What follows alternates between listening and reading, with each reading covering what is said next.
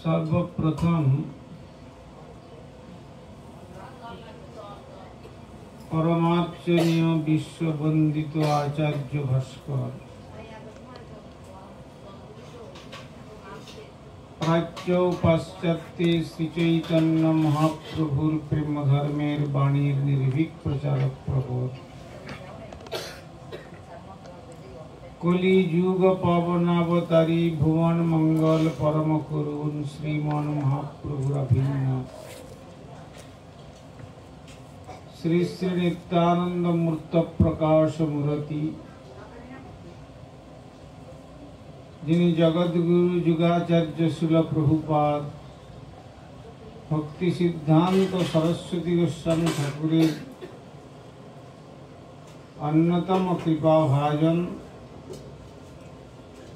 परमाराध्य श्री गुरुपाद पद्म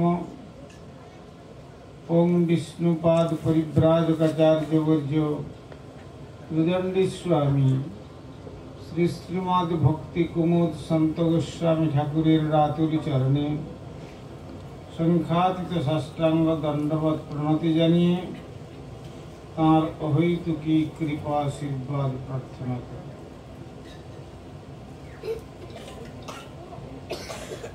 तदनंतर सपार्षद परम गुरुदेव श्रील प्रभुपाद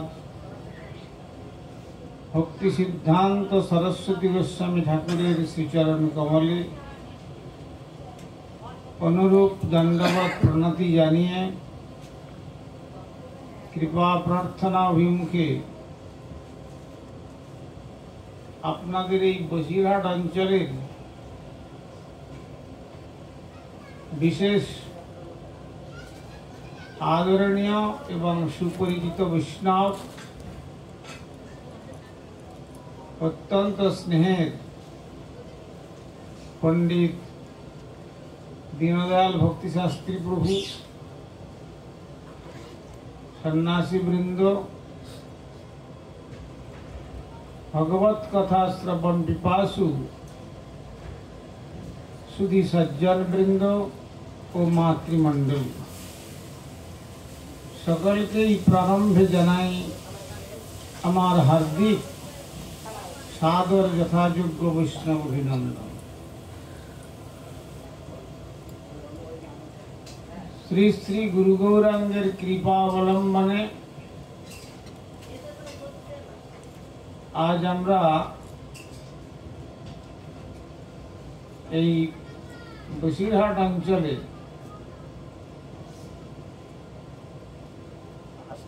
হাসনাবাদ नामक स्थाने हमारे श्रीमान शिवप्रसाद दासाधिकारी प्रभुर आश्रम प्रांगणे बसे एतक्षण जावत विभिन्न वक्तागणेर श्रीमुख थेके तार श्रीमंदिर प्रतिष्ठा महोत्सव के केंद्र करे भागवती कथा श्रवणेर सौभाग्य आमरा लाभ करेছিলাম।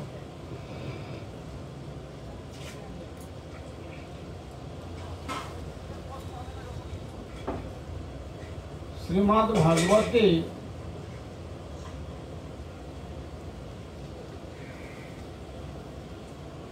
একটি কথা বর্ণিত হয়েছে কৃতাদিষু প্রজারাজন কলা বিচ্ছন্তি সম্ভবম কলৌ খলু ভবিষ্যন্তি নারায়ণ পরায়ণা।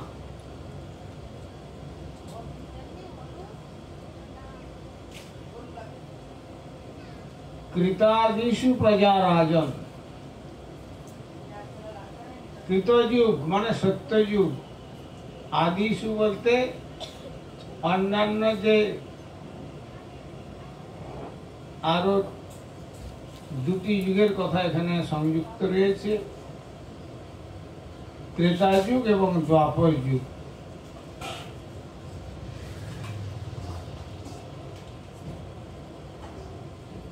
যারা সত্যযুগে জন্মগ্রহণ করেছিলেন, যারা লক্ষ্মী নারায়ণের আরাধনা করে ধ্যানের মাধ্যমে ধ্যেয় বস্তুকে দর্শন করেছেন, 11 মাস 11 বৎসর নয়, লক্ষ বৎসর এক আসনে বসে ধ্যান করে যারা শ্রী ভগবানের দর্শন লাভ করেছেন, আজ এখানে যেমন ইট, সিমেন্ট, বালি, লোহা এইসব দিয়ে মন্দির রচনা হয়েছে, কিন্তু সত্যযুগে ছিল সুবর্ণ মন্দির, সুবর্ণের রাজপথ, সুবর্ণের প্রাসাদ। এটা আমরা চিন্তাই করতে পারি না।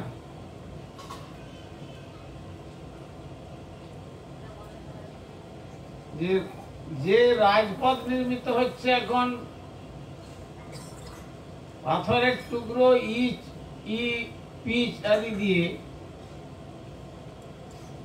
সত্যযুগে সেটা সোনা দিয়ে রাস্তা করা হতো।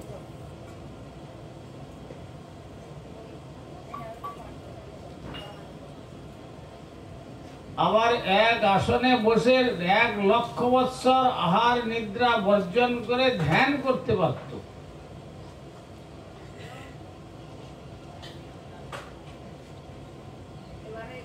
মিনিমাম পরমায়ু ছিল মানুষের 1 লক্ষ বৎসর।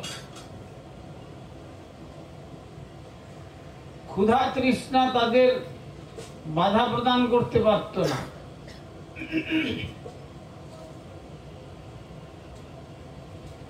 তারা বলছেন তাদের আবার প্রাণ ছিল কোথায়? মজ্জাতে।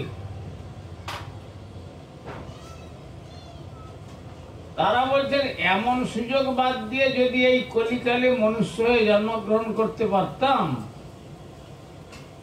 তাহলে মনে হয় অনেক ভালো বস্তু লাভ করা যেত।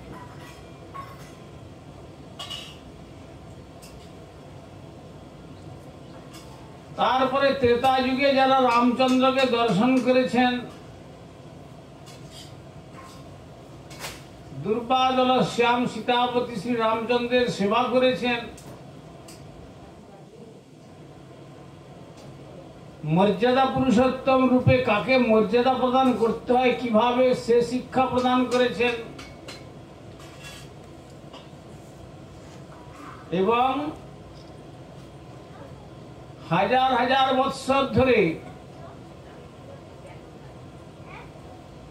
যজ্ঞ করেছেন। আর যজ্ঞের পূর্ণ লগ্নে এইখানে যেমন আমাদের প্রভুজি যজ্ঞ করলেন, যজ্ঞের যখন পূর্ণাহুতি হবে তার পূর্বেই ভগবান সেই যজ্ঞকুণ্ড থেকে আবির্ভূত হতেন। ব্রহ্মা, হোতা, উদ্গাতা, অধ্যর্যু তারা সব দর্শন লাভ করে ধন্য হতেন।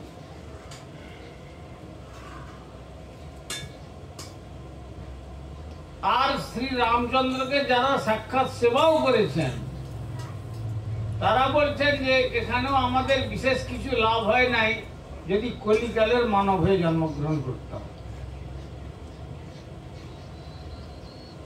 এমনকি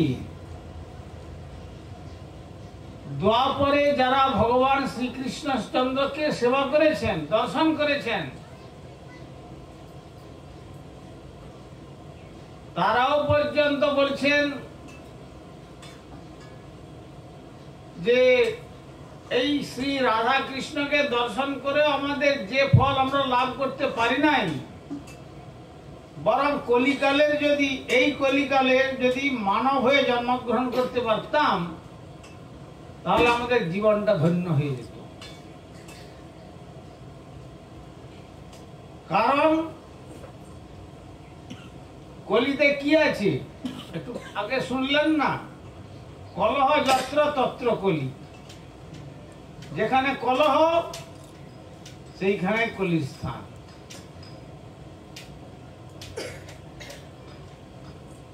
আবার শ্রীমদ্ ভাগবতে বলেছেন কলির দোষ নিধে রাজন। এই কলিকাল হচ্ছে দোষের সমুদ্র।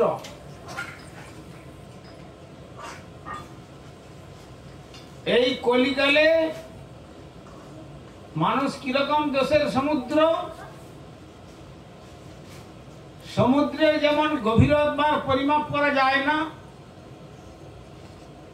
সমুদ্রের যেমন জলের পরিমাপ করা যায় না, সমুদ্রের যেমন পারাপার পরিমাপ করে নির্ণয় করা বড় কঠিন,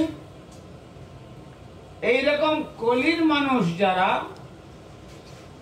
তাদের দোষটা সমুদ্র তুল্য।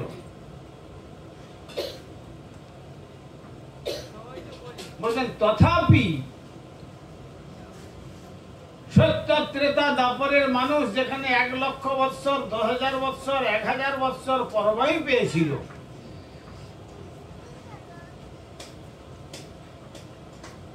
তারা কেন এই কলিতে জন্মগ্রহণ করতে চাইছি? কলির এমন কি গুণ আছে? শ্রীমদ্ ভাগবত কীর্তন করলেন যে কলির দোষ নিধে রাজন। সুখদেব গোস্বামী চরণ পরীক্ষিত মহারাজকে বলছেন, হে মহারাজ, এই যে কলিকে আপনি দমন করতে যাচ্ছিলেন, দোষের সমুদ্র, আপনি কি করে দমন করবেন? তবে কেননা শ্রীমান মহাপ্রভু এই কলিকালে আবির্ভূত হয়ে জানিয়ে দিলেন সত্যতে যারা লক্ষ্মী নারায়ণের দর্শন করেছেন 1,00,000 বৎসর ধ্যান করে, ওহে কলির মানুষ, তোমাদের বিনা ধ্যানে আমি সেই পরমার্থ দেব।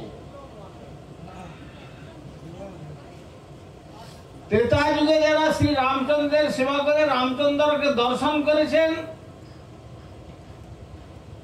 এবং যজ্ঞ করে যে পরমার্থ পাওয়া যেত, শ্রীমান মহাপ্রভু বসে বললেন, বিনা যজ্ঞে আমি সেই পরমার্থ দেব। আর দ্বাপরে যারা ভগবান শ্রী কৃষ্ণচন্দ্রের সেবা করে অর্চন করে যে পরমার্থ অর্জন করেছেন, মহাপ্রভু বললেন, তোমাদের বিনা অর্চনে আমি সেই দ্বাপরের যে পরমার্থ, সেই পরমার্থই প্রদান করব। তাহলে কি করতে হবে?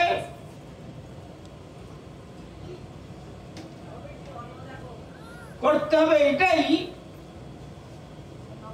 যে যদি তোমরা মহৎ চরণ আশ্রয় করে বদন ভরে দুটো বাহু তুলে নিতাই গৌর সুন্দরে পবিত্র নাম যদি কীর্তন করতে পারো, সাধ্য সাধন তত্ত্ব যে কিছু সকল হরিনাম সংকীর্তনে মিলিবে সকল।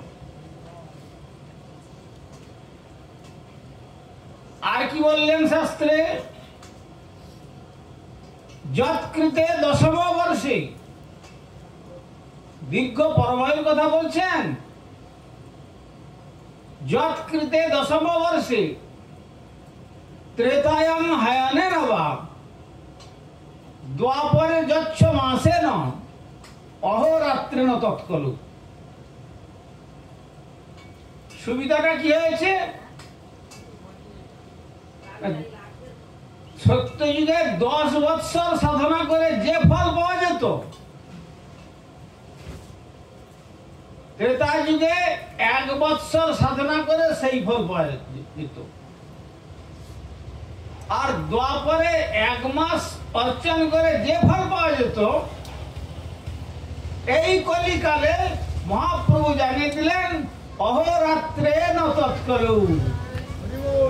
যদি মাত্র 24 ঘন্টা কেউ বদন ভরে আরতির সহিত হরিনাম কীর্তন করতে পারে, থাক 10,000 বৎসর, থাক 1,000 বৎসর, থাক 100 বৎসরের অর্চন, আর কেবল অহরাত্রেণ তৎকলু, এই কলিকালে অহরাত্র যদি হরিনাম কীর্তন করে তার দ্বারা সেই ফল লাভ করে গৌর গোবিন্দের সেই গোলক বৃন্দাবন ধাম যাত্রা করতে পারবে, সে বিষয়ে কোনো সংশয় নেই।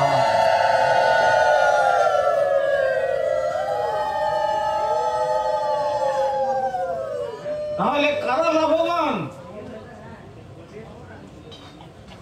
কলিকালের পরমায়ু কত? শাস্ত্রে বলা হয়েছে আয়ু বর্ষ শতম। যে কয়জন আপনারা বসে আছেন 100 বৎসরে পদার্পণ করেছেন, কেউ আছেন মনে হয় না? তার আগেই সব টিকিট কেটেছে।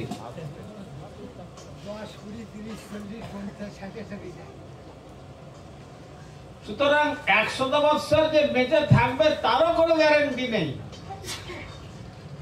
তাই মহাপ্রভু এত ইজিয়েস্ট মেথড, একবারে সহজতম প্রণালী আমাদের জন্য জানিয়ে দিলেন যে তোমরা যখন এই কলহগ্রস্ত যুগে জন্মগ্রহণ করেছ,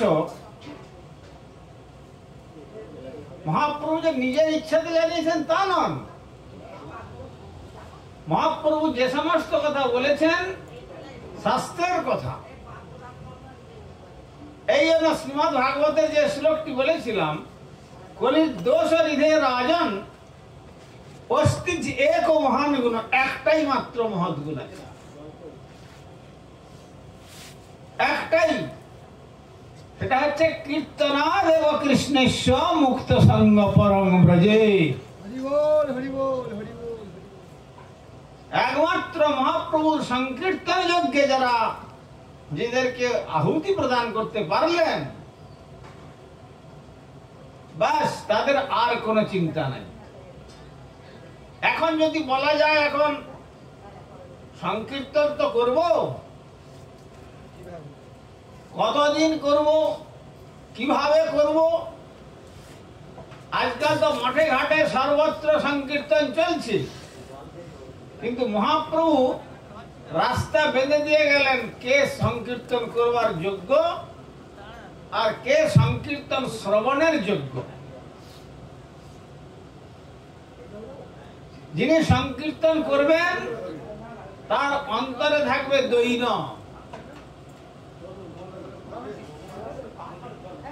দীনতা। কেননা দিনের অধিক দয়া করেন ভগবান। কুলীন পণ্ডিত ধরির বড় অভিমান।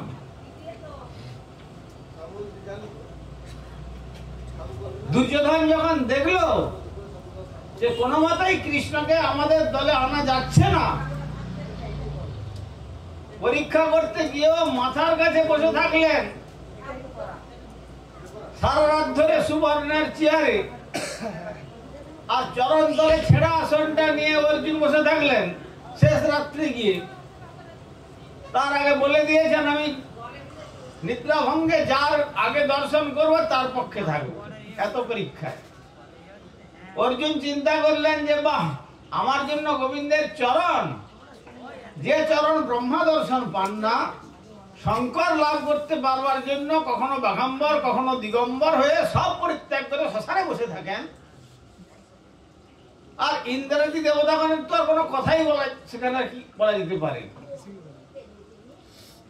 আর সেই চরণ তলে আমার আসন রয়েছে, এটা অহোভাগ্য, আমার ভাগ্য। তো চরণ তলে যখন আসন রয়েছে তখন একটু শ্রীচরণের সেবা করি। দুর্যোধন তো একবার তাকিয়ে বসে আছে যে ঘুম ভাঙলেই চোখ খুলবে, চোখ খুললে আমার দর্শন হয়ে যাবে। কিন্তু যখন চরণ মহান করছেন, ভগবান নিদ্রা ভঙ্গের পর কে আমার চরণ তলে বসে আছে, ব্যাস চোখটা ভগবানের চরণের ওখানে চলে গেল, আর দর্শন হয়ে গেল অর্জুনের। দুর্যোধন বললেন, ঠাকুর আমি যে সামনে তোমার মাথার কাছে বসে আছি, একবারে চোখের সামনে প্রায় চোখ রেখে আমাকে দর্শন হলো না, কি করবো বলো? এখন নিদ্রা ভঙ্গের পরে তোমার চোখ চলে গেছে ওখানে, সুতরাং আমি পাণ্ডবের পক্ষে থাকবো। আমার 56 অক্ষৌহিনী নারায়ণী সেনা, তারাই তোমার পক্ষে থাকবে, তারা যুদ্ধ করবে, অস্ত্র ধারণ করবে, আমি অস্ত্র ধারণও করবো না, বলছি কুরুক্ষেত্রে। আর কেবল ওদের পক্ষেই থাকবো, আর কোনো পরীক্ষা নেই। তো সুতরাং শ্রী ভগবান এইভাবে ভক্তবৎসল, তাই সেই ভক্তবৎসল ভগবানকে লাভ করতে গেলে তো আমরা 1,00,000 বৎসরও পরমায়ু পাই নাই, ত্রেতার 10,000 বৎসরও পরমায়ু পাই নাই, দ্বাপরের 1000 বৎসরও পরমায়ু পাই নাই, পেয়েছি মাত্র 100 বৎসর, তাও 50, 60, 70 বৎসরের মধ্যেই চলে যেতে হচ্ছে। তাই কিভাবে নাম করব? দৈন্যতা আসবে। চাণক্য বলেছেন না, বিদ্যা দদাতি বিনয়ং, বিনয়াজ্জাতি পত্রত্বম, পত্রত্বাৎ ধর্মাপ্নুতি, ধনাৎ ধর্ম তত সুখম। কিন্তু বর্তমান জগতে বিচার করে দেখা যায় বিদ্যা দদাতি ঊর্ধ্বত্তম। 2 অক্ষর পড়াশোনা করে তারা ধরাকে সরা বলে জ্ঞান করে, কিন্তু ফলবন্ত বৃক্ষ আর গুণবন্ত জন নম্রতাই হয় তার স্বরূপ লক্ষণ। যেমন আমাদের পাশে বসে আছেন আপনাদের অতি আদরণীয় শ্রীপাদ দীনদয়াল প্রভু, তার প্রকৃষ্ট প্রমাণ, মূর্ত প্রতীক। এত বড় বিদগ্ধ পণ্ডিত, কিন্তু তার কি প্রকার নম্রতা, কি প্রকার বৈষ্ণবতা আমাকে তো বিশেষ রূপে আকৃষ্ট করেছে। তো সুতরাং আর বিনয়াদি পাত্রত্ব, সেই বিনয়যুক্ত ব্যক্তি তিনি হচ্ছেন ভগবান নামের আরাধনার যোগ্য পাত্র। আর তিনি যে সম্পদ সংগ্রহ করেন, সেই সম্পদের দ্বারা সেই ব্যক্তি ধর্ম অর্জন করতে পারেন, আর সেই ধর্মার্জনের দ্বারা তত সুখ লাভ হয়। আর মহাপ্রভু বলেছেন, দৈন দয়া অন্য মান প্রতিষ্ঠা বর্জন, 4 গুণে গুণী হইয়া করহ কীর্তন। যদি সংকীর্তন করতে হয় তার মধ্যে 4টি গুণ থাকবে, এটা তার লক্ষণ। উপনিষদ কি এমনি বলেছেন, শ্রবণে আপি বহুবীর জনলভ্য শৃণ্বন্তি বহুব যমন বিদু আশ্চর্যস্য বক্তা কুশলস্য লব্ধ আশ্চর্য জ্ঞাত কুশল অনুশিষ্ট। এই ভাগবত কথার বক্তা এবং শ্রোতা উভয়ই দুর্লভ।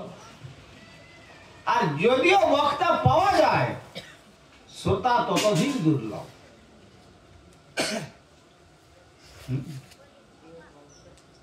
তো তাই দৈনের সঙ্গে দয়াদ্রপূর্ণ অন্তঃকরণ।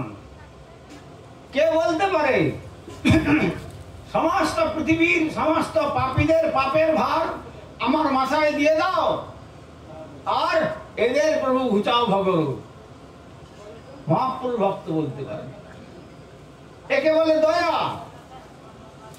সমস্ত পাপীদের পাপের বোঝাটা আমাকে দিয়ে দাও ঠাকুর, আর এদের পাপ থেকে মুক্ত করে শ্রী গৌর গোবিন্দের পাদ পদ্ম গোলক বৃন্দাবন এদের পৌঁছে দেন। এদের আর কত কষ্ট ভোগ করবে, এদের কষ্টটা আমি নিয়ে নিচ্ছি।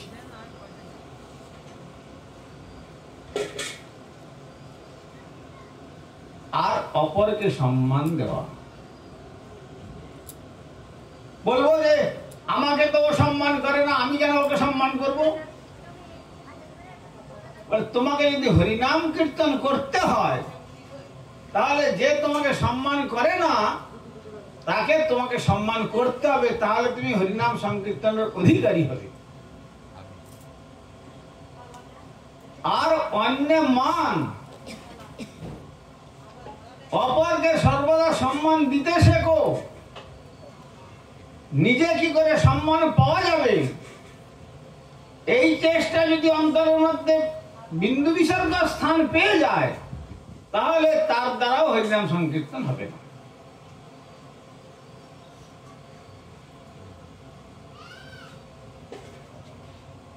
তাহলে কতদিন এইভাবে এইরকম যোগ্যতা অর্জন করার পরে কতদিন হরিনাম করলে বা কিভাবে পাবো? এত সব সাধন করতে করতে তো সময় চলে যাবে। তো তখন মহাপ্রভু এই হরিনামের সঙ্গে আর একটি শব্দকে সংযোগ করলেন। কি শব্দ সেটা?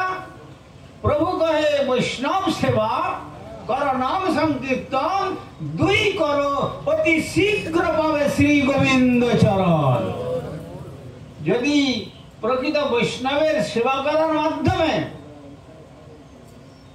আর হরিনাম সংকীর্তন করো, এই দুটা শীঘ্র যদি করতে পারো, এই দুইটা কাজ, দুইটা সেবা যদি করতে পারো, তাহলে অতি শীঘ্র হোক অল্প আয়ু, হোক দোষের সমুদ্র, হোক না প্রায় অল্পায়ুষ সংসেব্য কলা বস্মি যুগে জানা মন্দা সুমন্দ মতে মন্দ ভাগ্য নিপদ্রুতা, এইগুলো হচ্ছে কলির দুর্গুণ। অল্পায়ুষা, আয়ু অল্প, অলস, মন্দমতি, ভাগ্যটাও মন্দ, আর যে কদিন বেঁচে থাকবে রোগ শোক জরাজীর্ণ কলেবর। যারা নিজেদেরকে যত রকমের কসমেটিক দিয়ে ড্রেসিং করে নিজেদেরকে সুন্দর বা সুন্দরী বলে জগতের কাছে প্রেজেন্ট করতে চাই না কেন, ওই রিপেয়ারিং সেন্টার গুলোতে গেলে বোঝা যায় কতখানি ইনঅ্যাক্টিভ পার্টস নিয়ে আমরা বসে আছি।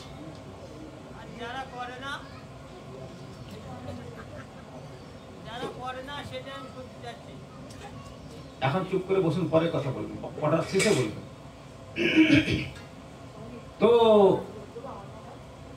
সেই রিপেয়ারিং সেন্টার গুলো, যেমন সাইকেল রিপেয়ার করতে গেলে সাইকেলের গ্যারেজে যেতে হয়,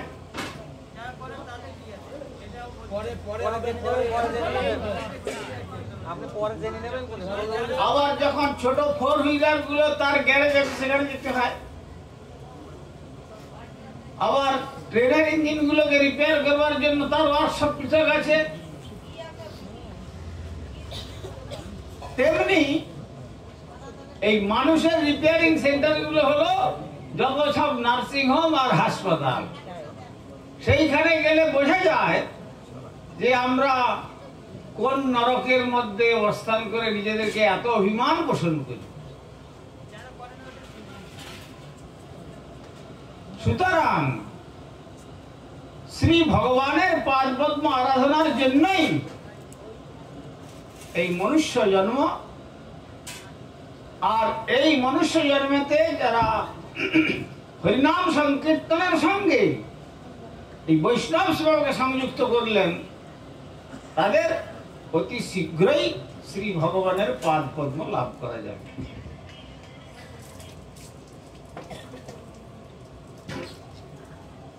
আর যারা তা করতে পারলেন না, পিশাচি পাইলে যেন মতিচ্ছন্ন হয়, মায়াগ্রস্ত জীবের হয় সেভাব উদয়। ভূতাবিষ্ট ব্যক্তি যেমন তার নিজের পরিচয় দিতে জানে না, তার বাবা কাছে বসে আছে, জিজ্ঞাসা করছে তোমার পিতৃ পরিচয় কি, সে তখন ওই তার পূর্ব জীবনের যে আত্মার থেকে এসছে সে সেই পরিচয় দেবে। থাকো কোথায়? তার ঘরের কাছেই বসে আছে, ঘরে বসে আছে, সে বলবে আমি ওই গাছে থাকি। এটা হচ্ছে ভূতাবিষ্ট দশা। তেমনি পিশাচি পাইলে যেন মতিচ্ছন্ন হয়, মায়াগ্রস্ত জীবের হয় সেভাব উদয়। আর যারা তা করতে পারল না, কৃষ্ণ বহির্মুখ হইয়া ভগবাঞ্ছা করে, নিকটস্থ মায়া তারে জাপট দিয়া ধরে।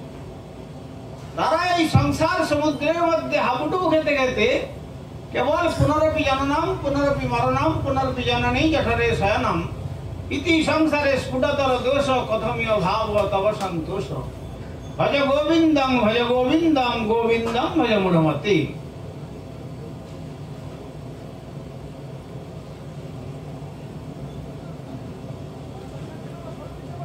যারা তা করলো না, যারা শ্রী ভগবানের আরাধনা করলো না, আমার কথা বলতে হবে না, সর্বজন গ্রাহ্য গ্রন্থ শ্রীমদ ভগবদ গীতা। শ্রীমদ ভগবদ গীতাতে ভগবান নিজেই বলেছেন, নমং দুষ্কৃতি ন মূঢ়া প্রপদ্যন্তে নরাধমা মায়া অপরিত জ্ঞান আসুরং ভাবমাশ্রিতা।